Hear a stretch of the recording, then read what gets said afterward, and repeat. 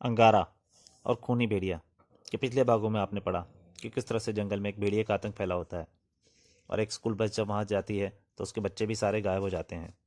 एक प्रसिद्ध शिकारी जब उन घटनाओं को पढ़ता है तो बलवास वो भी वहाँ आता है उस भेड़िए का शिकार करने, परंतु वो भी उसी भेड़िए का शिकार बन जाता है। तो अंगारा अंगारा निश्चय करता है कि वो जाके उस भेड़िए का पता लगाएगा और वो अंगारा उस भेड़िए के लिए निकल पड़ता है। तो पहले वो सबसे पहले डॉक्टर कुणाल से मिलने के जाता है। तो डॉक्टर कुणाल और अंगारा दोनों निश्चय करते हैं कि वो दोनों जंगल में शिकारी की भेस में जाएंगे। अब उसके आगे थोड़ी देर बाद, मामीन, मैं आपका ही इंतजार कर रहा हूँ। मैंने यह उचित नहीं समझा कि विकराल जंगल में दाखिल होने के लिए अपने परिचय का प्रयोग करूं, और हम सैनिकों को मूर्ख बनाकर आ गए। जंगल में आने के बाद इस लिबास का कोई काम नहीं है, इसे मैं लौटते समय ले लूंगा।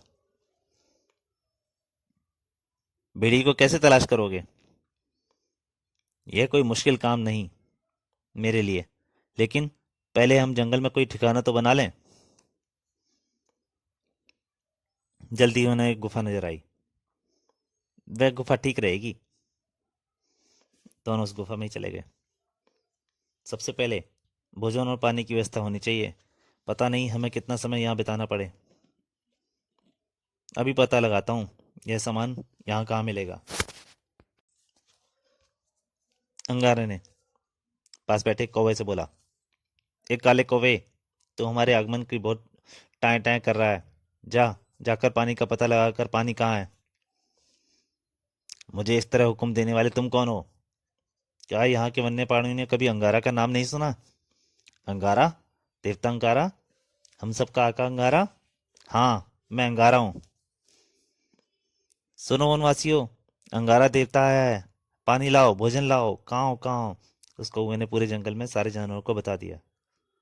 अंगारा आया है, पानी लाओ, भोजन लाओ। हाथी दौड़ पड़ा, पानी मैं अपनी सूंड में भर कर लाऊंगा। बंदर पेड़ पर चढ़ गया, और मैं मीठे फल तोड़ कर लाऊंगा। जल्दी ही जंगल में आग की तरह खबर फैल गई और जंगल के सब जानवर गुफा के सामने हाजिर हुए। अंगारा देवता की जय हो, जय हो। इस वन के सब प्राणी आपको प्रणाम करते हैं। लेकिन इस वन में एक प्राणी और भी रहता है, खूनी भेड़िया। वह कहाँ है? वह क्यों नहीं आया? वैसे रात को दिखाई देता है स्वामी, शेर ने बताया। आज रात उसे यह खबर सुना दो कि हम आए हैं, और वह भी कि वह हमारे सामने पेशी दे। अगले दिन जानवरों ने समाचार दिया कि भेड़िया कहीं नजर नहीं आया। वह भेड़िया बहुत चालाक है। अगर उसे पता लग गया कि तुम कौन हो तो वह फिर कभी सामने नहीं आएगा। तो आप ही कोई उपाय बताइए। उसे सिर्फ इस बात की सूचना मिलनी चाहिए कि दो आदमी इस गुफा में ठहरे हुए हैं। बस वह इतना। बस वह हमारा शिकार करने खुद यहाँ आएगा। मैं जानवरों को ऐसे ही निर्देश देता हूँ। फिर अंगारा और डॉक्टर कुणाल के कहने पर सारे जंगल में खबर फैला देगी। दो आदमी जंगल की गुफा में ठहरे हुए हैं। जंगल की गुफा में दो आदमी, जंगल की गुफा में दो आदमी। किंतु भेड़िए पर इसका कोई असर नहीं हुआ। अंगारा और डॉक्टर कुणाल परेशान हो गए। आज 3 दिन हो गए हैं, वह अभी तक नहीं आया। कहीं उसे अंगारा के आगमन की दाग तो नहीं लग गई?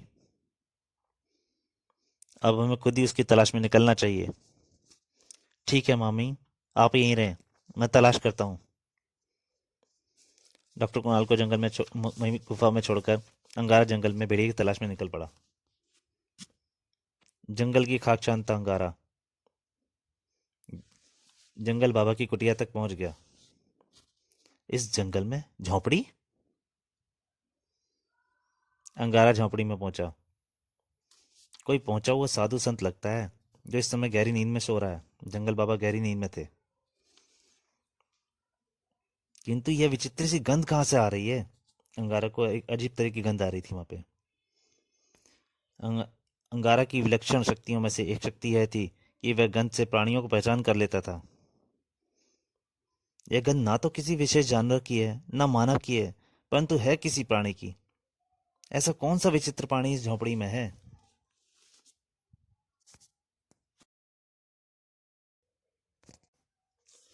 अंगारा झोपड़ी से बाहर निकल आया। यहाँ आसपास देखता हूँ। अंगारा ने सब तरफ पता किया। यहीं वह गंध तो सिर्फ झोपड़ी में ही आ रही है। अंगारा वापस झोपड़ी में आ गया। और यहाँ इसके सिवा कोई दूसरा प्राणी नहीं है। कहीं ये गंध इसके शरीर से तो नहीं आ रही? अंगारे ने सूंघकर देखा। ओह, सचमुच आश्चर्यजनक! यह किस नस्ल का प्राणी है? इसकी ठीक से पहचान मेरे जन्मदाता को होगी। अंगारा को उसके बाद में कुछ समझ नहीं आया, तो उसने सोचा डॉक्टर कुणाल को बताए। और अंगारा वापस गुफा में पहुंच गया। बहुत से साधु योग क्रिया से अपने शरीर के स्नायुओं में मनचाहा परिवर्तन कर लेते हैं, लेकिन मैं उससे भेंट अवश्य करना चाहूंगा।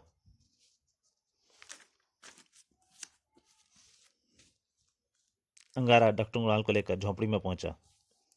देखिए, वह अब भी गहरी निद्रा में सो रहा है। जंगल बाबा भी सो रहे थे।